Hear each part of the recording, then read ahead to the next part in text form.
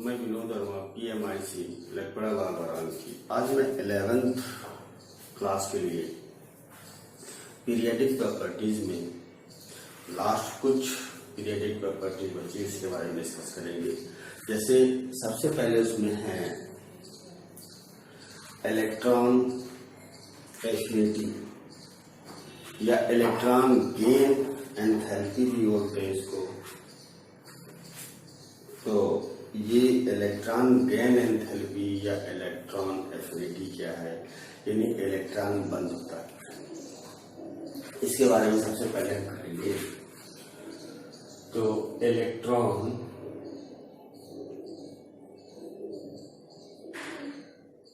Affinity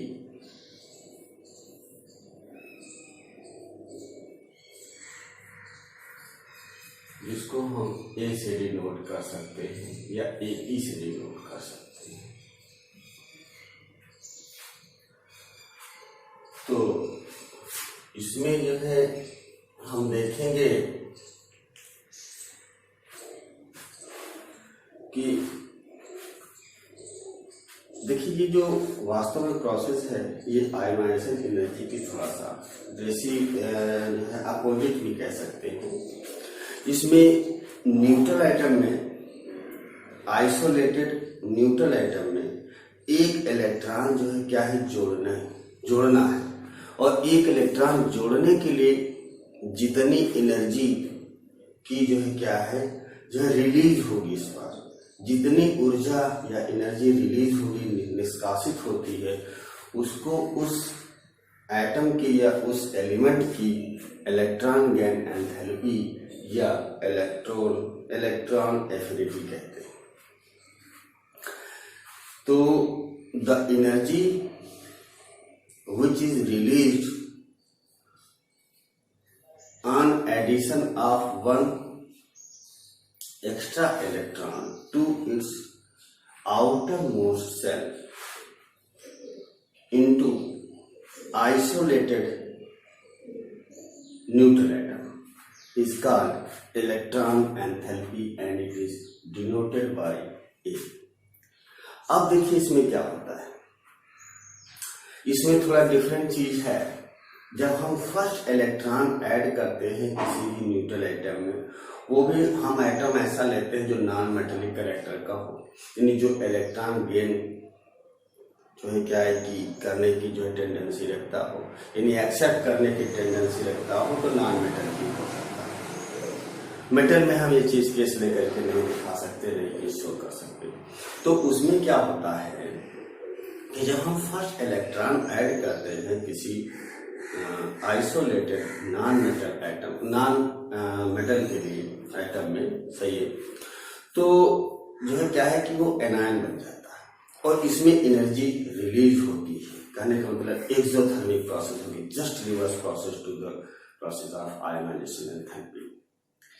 तो इसमें जो है क्या है कि एनर्जी रिलीज होगी और वो मोनोवैलेंट एनायन बन जाता है। अब जब वो एनायन बन जाएगा तो उसका साइज जो है क्या है कि बड़ा हो जाएगा। अब उस पे एक अगली बार में एक एक्स्ट्रा इलेक्ट्रॉन और ऐड करना है, तो क्या होगा कि हमें जो है क्या है कि अब जो है कुछ एनर्जी लगानी पड़ेगी, कुछ ताकत लगानी पड़ेगी, कुछ फोर्स करना पड़ेगा, वर्क करना पड़ेगा, क्योंकि अब इलेक्ट्रॉन एक एनायन पर जो है ऐड कर रहे हैं। तो एनायन वैसे ही नेगेटिव आयन हो गया और इस वजह से जो है क्या है कि वो इलेक्ट्रॉन को रिपेल करेगा, इसलिए हमको वर्क करना पड़ेगा, यानी कि एनर्जी अब रिक्वायर्ड होगी।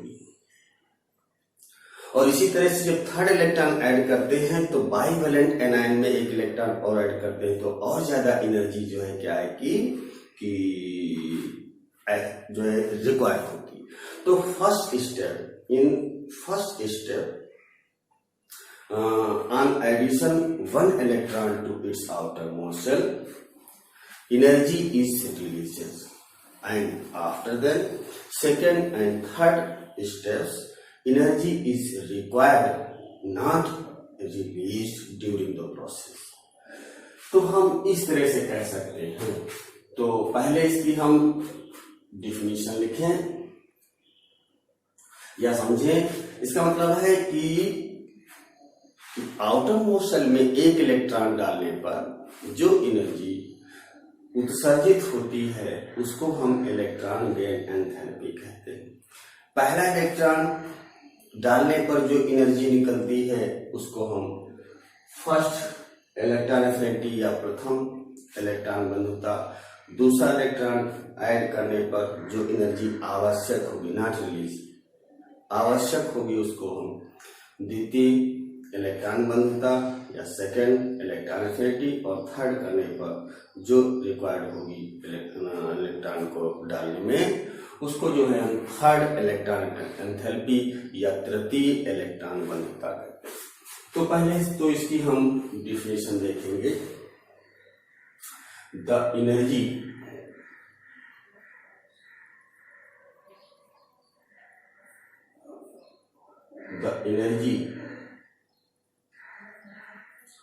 which is released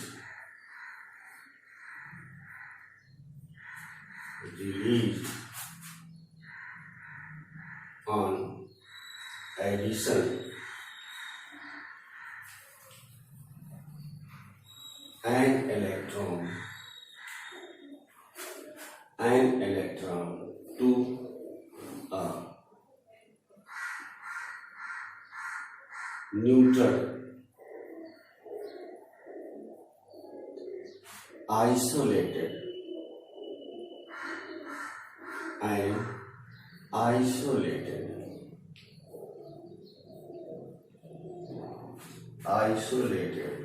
atom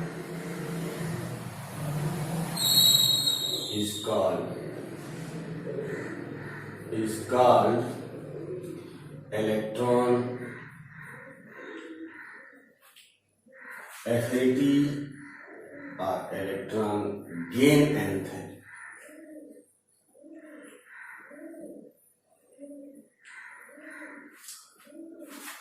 denoted by EA या A, इस तरह से भी कह सकते हैं।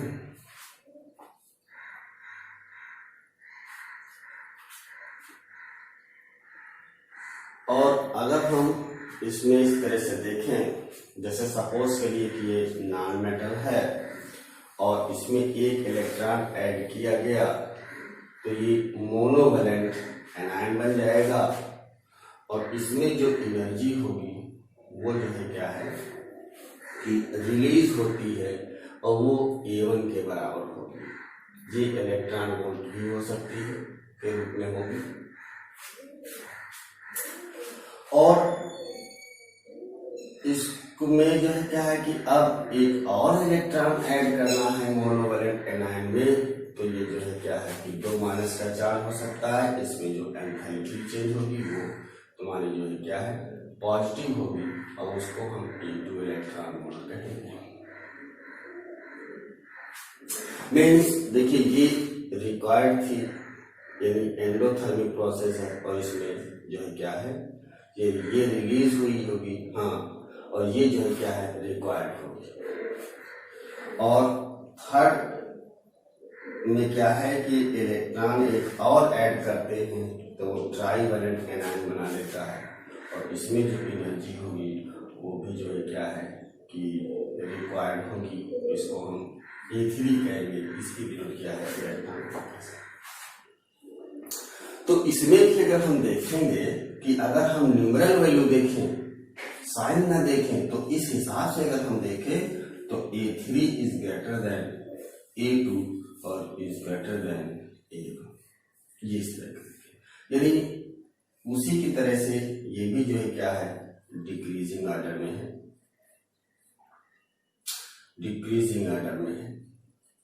लेकिन फिर वही बात है, यहाँ पर क्या है कि हमको सिर्फ इनकी न्यूमेरल वैल्यू देखनी है, इसके आगे साइन न देखें। तो इस हिसाब से A3 is greater than A2, A2 is greater than A1, तो ये इस तरह करके होगी।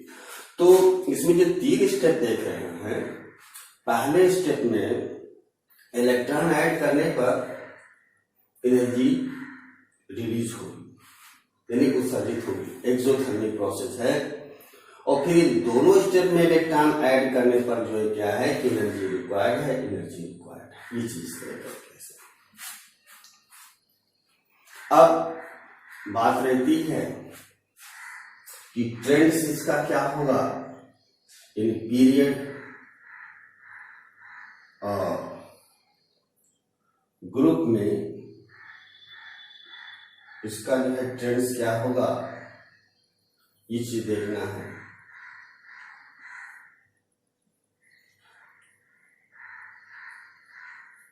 ट्रेंड्स इन पीरियड अगर हम देखें तो लेफ्ट टू राइट जाएंगे तो इलेक्ट्रॉन गेन एंथैल्पी जो है क्या है बढ़ती जाएगी, ये इस तरह करके। तो लेफ्ट टू राइट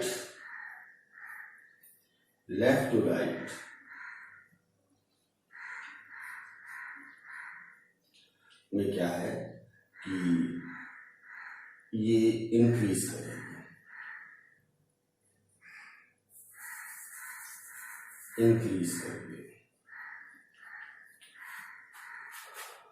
और एलॉन्ग ग्रुप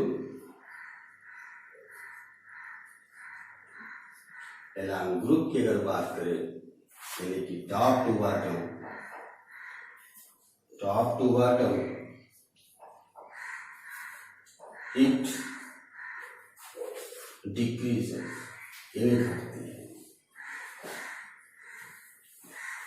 इस तरह इसका मतलब है कि जो इलेक्ट्रॉन गेन एंथैल्पी है वो किसी पीरियड में हम जब लेफ्ट से राइट जाएंगे तो क्या होगी कि वो इंक्रीज करेगी, क्योंकि साइज घटता है। साइज घटने पर जो है क्या है कि इलेक्ट्रॉन आसानी से उस पर ऐड किया जा सकता है, क्योंकि वो न्यूक्लियस के की ओर अट्रैक्शन जो है क्या है कि बढ़ता जाता है इलेक्ट्रॉन पर, तो आसानी से हो सकता है। हम फर्स्ट इलेक्ट्रॉन एफिनिटी की बात करते हैं कि लेफ्ट टू राइट जाने पर इंक्रीज करते हैं, लेकिन टॉप टू बॉटम किसी ग्रुप में अगर हम जाएंगे तो उसमें क्या होगा कि साइज बढ़ता है, और साइज बढ़ने पर जो है क्या है कि इलेक्ट्रॉन का attraction towards nucleus decreases downward gradually, तो वो जो है क्या है कि नीचे की तरफ जाएंगे। इसका मतलब इलेक्ट्रॉन गेन एंथैल्पी इलेक्ट्रॉन बनता नीचे जाने पर घटती है, ये ऐसा है।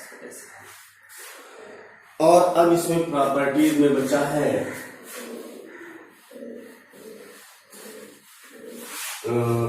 Metallic character.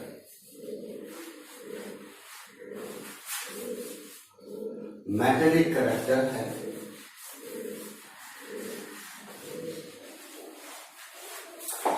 तो मेटेलिक कैरेक्टर और नॉन मेटेलिक कैरेक्टर, तो पहले इसके बाद पहले हम करेंगे मेटेलिक कैरेक्टर।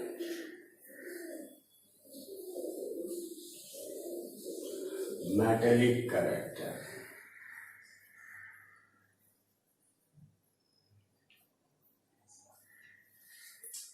अब देखिए, as we know that first two group which are situated at the left hand side of periodic table, that is those which belong to group A first and second, that is first A and second A, which are also commonly known as alkali and alkaline earth metals are metals, and its metallic property increases on going downward. इसका मतलब यह है कि वैसे अगर हम periodic table में देखें तो पहले के दो खड़े कॉलम समूह वो एस ब्लॉक के हैं, वो जो है क्या है मेटल है, और नीचे की तरफ जाने पर मेटेलिक कैरेक्टर बढ़ता है। तो ये है मेटेलिक क्या, एक विशेष धात्विक या मेटेलिक चमक होती है, मेटेलिक लस्टर होती है, और इलेक्ट्रॉन डोनेट करने की जो टेंडेंसी होती है कैटायन बनाने की, वो मेटेलिक कैरेक्टर होती है। तो इसमें इस तरह से हम कह सकते हैं कि ये मेटल में क्या है कि एक या अधिक इलेक्ट्रॉन डोनेट कर, और ये जो है क्या है कैटायन बनाने की जो टेंडेंसी होती है वही क्या है मेटेलिक कैरेक्टर है। And they have specific metallic lustre, ये भी होता है। तो इस तरह कर सकते हैं कि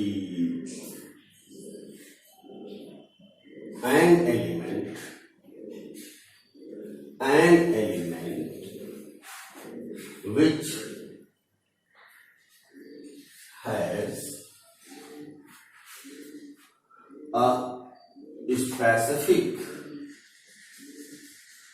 a specific metallic luster,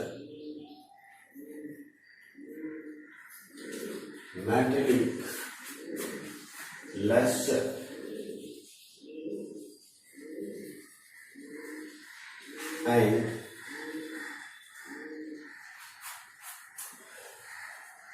has tendency to fall cation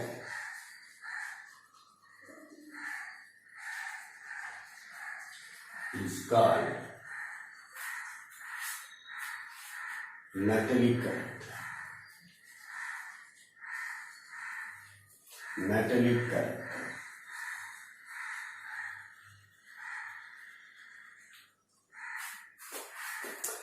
अच्छा, अब बात आती है कि जो ये मेटेलिक कैरेक्टर है वो ग्रुप में और पीरियड में कैसे वेरी करती है। ग्रुप में और पीरियड में कैसे वेरी करती है। तो जो मेटेलिक कैरेक्टर है यानी इलेक्ट्रॉन डोनेट करने टेंडेंसी पर अगर साइज एटम का बड़ा होगा तो इलेक्ट्रॉन डोनेट करने की टेंडेंसी बहुत ज्यादा होगी, क्योंकि उन आउटर मोस्ट इलेक्ट्रॉन पर न्यूक्लियस का जो अट्रैक्शन कम होगा। तो इसका मतलब है साइज नीचे जाने पे बढ़ता है।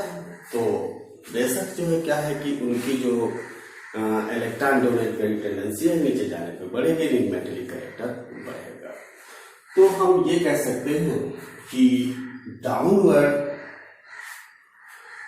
जो है क्या है कि मेटेलिक कैरेक्टर बढ़ता है। ongoing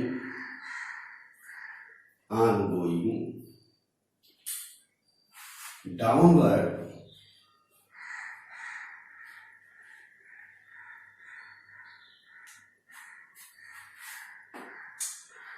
this character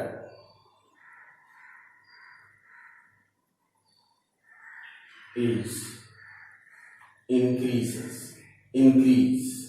this character increases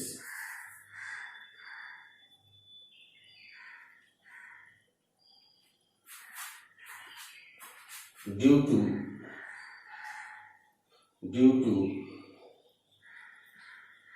metallic character, due to size of atom increase.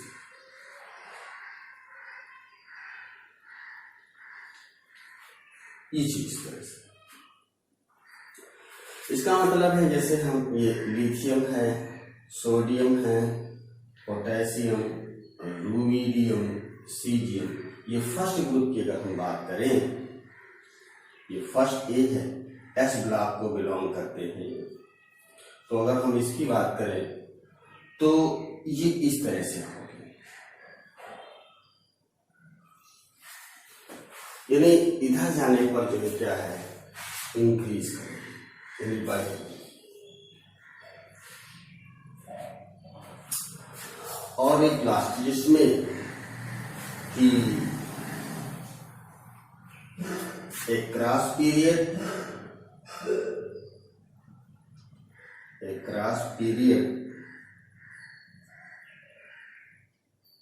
it decreases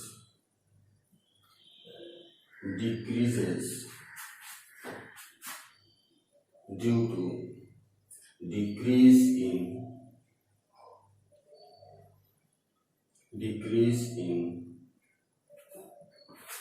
size of atom। अब इधर जाने पर जो है क्या है कि डिक्रीज होती है, यानी घटती है साइज, तो साइज घटेगा तो इलेक्ट्रॉन डेंसिटी जो है क्या है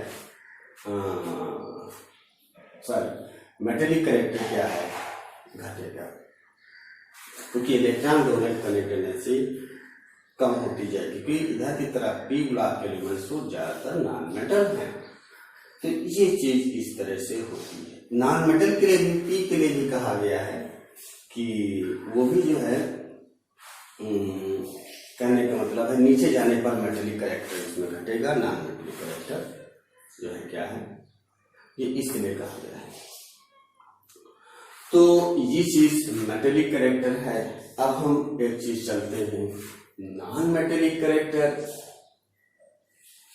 तो नॉन मेटेलिक कैरेक्टर में क्या है कि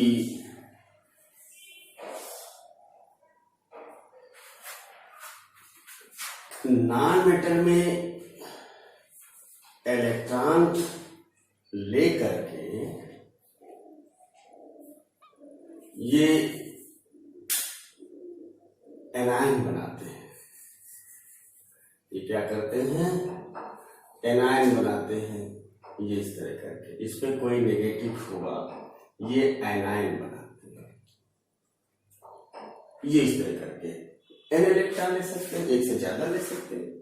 तो नॉन मेटेलिक कैरेक्टर में क्या होगा कि जो इलेक्ट्रॉन एक्सेप्ट कर नेगेटिव आयन यानी एनायन बनाने की टेंडेंसी रखते हैं, उनको जो है हम क्या बोलते हैं, नॉन मेटल कहते हैं। और इस कैरेक्टर को नॉन मेटेलिक कैरेक्टर भी कहा जाता है।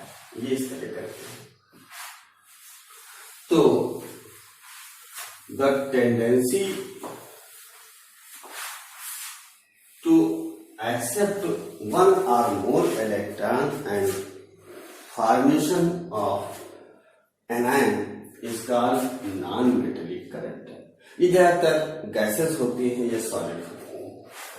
तो ये चीज है the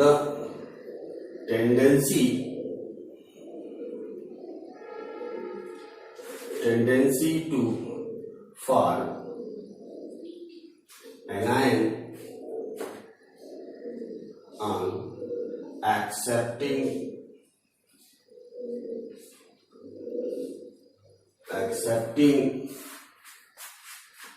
one or more electron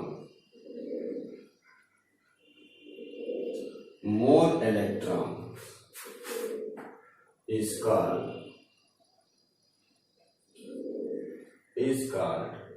non-metallic character। non-metallic character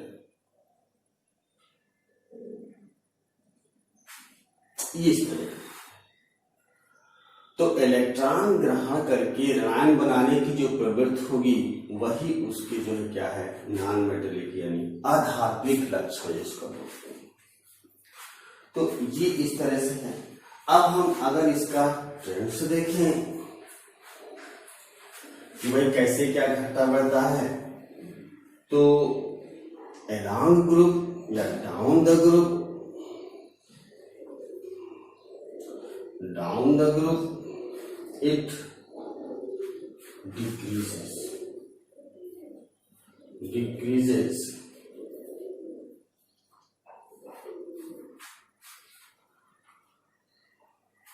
तो ग्रुप में नीचे की तरफ जाने पर जो है क्या है कि ये घटता है। तो अब देखिए अगर हम इसमें ये लगाएं तो इसका मतलब है कि नीचे की तरफ जाओगे, वो भी अगर हम नॉन मेटल का एग्जाम्पल लेना चाहिए, मेटल में एग्जाम्पल नहीं दिखाना चाहिए, इसमें नॉन मेटेलिक, क्योंकि नॉन मेटेलिक कैरेक्टर तो नॉन मेटल का है तो हम मेटल में नहीं दिखाएं। जैसे अगर हम कार्बन की बात करें या इस तरह से हैलोजन की बात करें तो ये इस तरह करके इसमें होगा।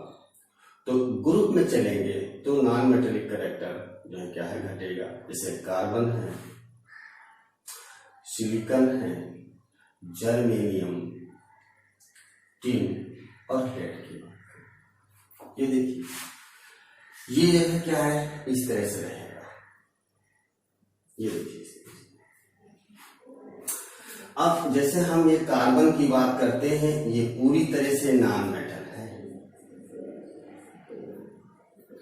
लेकिन ये दोनों जो है क्या है मेटलॉइड है।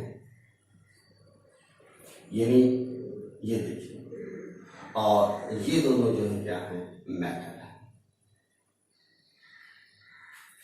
तो अब देखिए, इसका मतलब है कि हम ये फोर्थ ग्रुप या प्रोटीन हम की बात कर रहे हैं, फोर्थ ए या 14 की बात कर रहे हैं। तो देखिए डाउनवर्ड जा रहे हैं तो ये नॉन मेटल है, और यानी इसमें नॉन मेटल की कैरेक्टर कम हुआ, यानी मेटलॉइड हो गए, यानी उपधातु हो गए, और ये जो है क्या है, धातु है। तो ऊपर से नीचे जाने पर नॉन मेटल से मेटल में कन्वर्ट होता है। देखिए मेटलॉइड क्या है, जो मेटल और नॉन मेटल दोनों की प्रॉपर्टी रखते हैं और बीच में होते हैं, ना तो पूरी तरह से नॉन मेटल है और ना ही तो पूरी तरह से मेटल है। तो ये इस तरह से डाउनवर्ड करता है। और उसी तरह से हम एक क्रॉस पीरियड चलेंगे, एक क्रॉस पीरियड, it increases, यानी ये बढ़ती है। और हम फिर कह रहे हैं कि इसी पीरियड में चले तो पी ब्लॉक के एलिमेंट्स के लिए ज्यादातर चर्चा कर रहे हैं हम। तो जैसे क्या है कि बोरान, एल्यूमिनियम है, इस तरह करके इधर की तरफ चले तो ये जो है क्या है, नॉन मेटेलिक कैरेक्टर जो है क्या है, बढ़ेगा। तो इस तरह करके इसमें, तो इधर से इधर जाने पर ये चीज है, तो नॉन मेटेलिक कैरेक्टर इससे है। तो आज हम लगभग सभी प्रॉपर्टीज बता चुके हैं। तो इस हिसाब से आज ये मेरा लेसन जो है, ये चैप्टर, ये पीरियडिक प्रॉपर्टीज का और इससे पहले क्लासिफिकेशन ऑफ एलिमेंट्स का कंप्लीट हुआ। Thank you.